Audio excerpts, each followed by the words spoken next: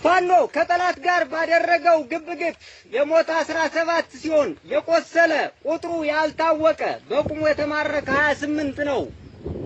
በተለያየ ጊዜ በገደል እየፈረጠጠ የጠላት ኃይል መግቢያው እንደጠፋው የወረዳው አስተዳዳሪ አዛናው ከፍ ያለው ንጉስ ታከለ 10 አለቃ ሲሳይ የጸጥታ ኃላፊ ንጉስ ታከለ የምንሻ ጽፈት ቤት ኃላፊ አለባው ሽባባው የጸጥታ ኃላፊ የወረዳው ይህን አባል አስበልተው አስገድለው በየገደሉና በየጉራንጉሩ በመጣልና በመተው ፈርጥጠው ወደ ወረዳው ማክሰኞ ገበያ መግባታቸው ታውቋል።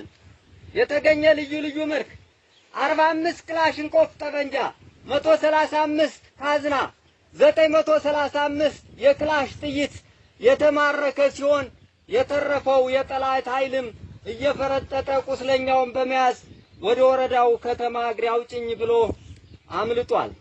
ጀግናው ዋክሽም ብርጌድም በአርበኛ አንተነህ ጎቤ እየተመራ በቀድሞ የማይካድራ ብርጌድ ትብብር ትዕዛዝ እየተሰጠ የጠላት አስከሬን ተለቅሞ እንዲቀበር ማህበረሰቡን አስተባብሯል። አማራ ፋኖ ሲዋጋ እንደ ነብር እንደ አንበሳ ቢሆንም ከማረከ በኋላና ከገደለ በኋላ ግን እንደ እርግብ ሩሩህ በመሆኑ የሞቱ የገደላቸውን የጠላት ኃይሎች እንዲቀበሩ የተማረኩትንም በመንከባከብ ይዞ እያስተናገደ የሚገኝ መሆኑን ይገልጻል። የተማረኩ ግለሰቦችም ምትኩ ነጋ ሚካኤል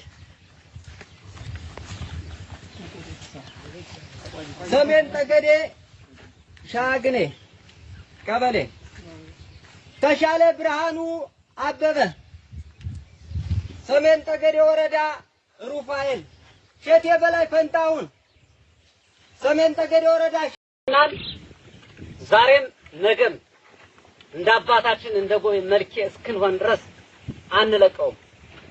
ትናንት ማርከነዋል፣ ዛሬም ይኸው ማርከነዋል፣ ነገም ይቀጥላል።